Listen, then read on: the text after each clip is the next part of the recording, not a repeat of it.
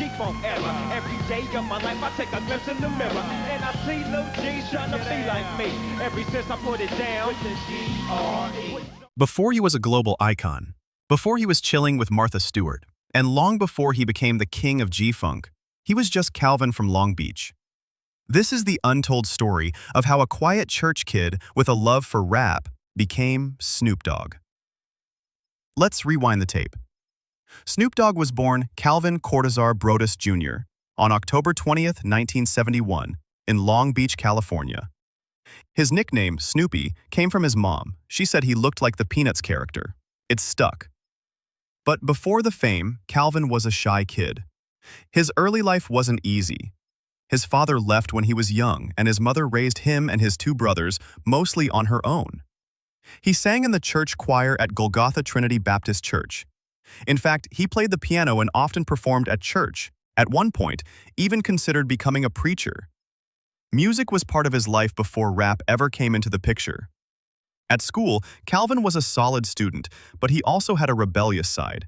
He played sports like football and worked at a grocery store bagging food. But he also got arrested for the first time as a teenager for possession of weed, a charge that would become part of a cycle in and out of jail throughout his late teens. But also during this time, Calvin was making homemade mixtapes with his cousin Nate Dogg and a friend who'd later become known as Warren G. You know what I'm saying? Drifting for the women. I'm all about the money. You know what I'm saying? Sex. Yeah. What you do in your spare time? Chill with my homeboys at the dog pound, you know what I'm saying?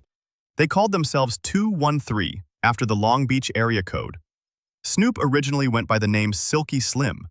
The group 213 recorded in makeshift studios, closets padded with mattresses, bathrooms, even parked cars.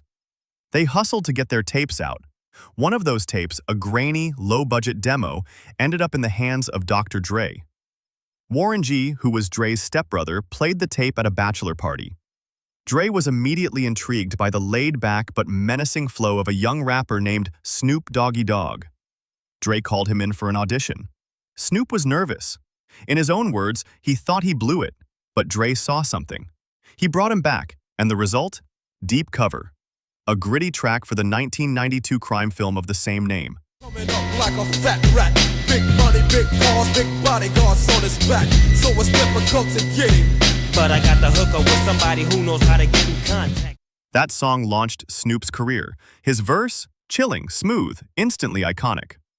After Deep Cover, Dre brought Snoop in for his solo album, The Chronic. Snoop's presence on tracks like Nothing But a G Thing stole the spotlight.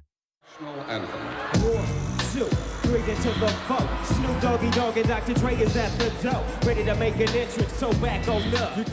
In 1993, Snoop released Doggystyle. With so much drama in the LBC, it's kinda hard being Snoop Dogg. It debuted at #1, the first debut rap album to do so. But what people forget is that he recorded it under huge pressure, while fighting a murder charge.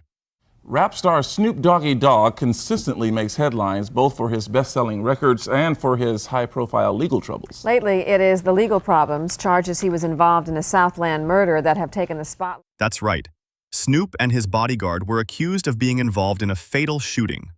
Though he was eventually acquitted, the case haunted him during the entire album rollout. Snoop has said the case made him reflect deeply on his life, and it was a turning point in how he approached fame. After the 90s, Snoop's journey was anything but typical.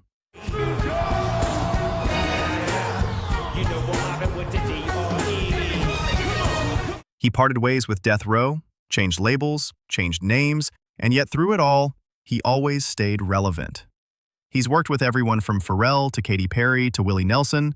He starred in movies, launched his own youth football league, and even became a tech investor. In 2012, he converted to Rastafarianism and released a reggae album.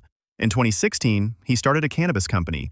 And in 2021, he bought the Death Row Records brand, bringing his journey full circle. From Long Beach mixtapes to rap royalty, Snoop Dogg's rise wasn't overnight.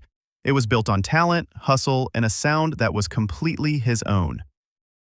Thanks for watching.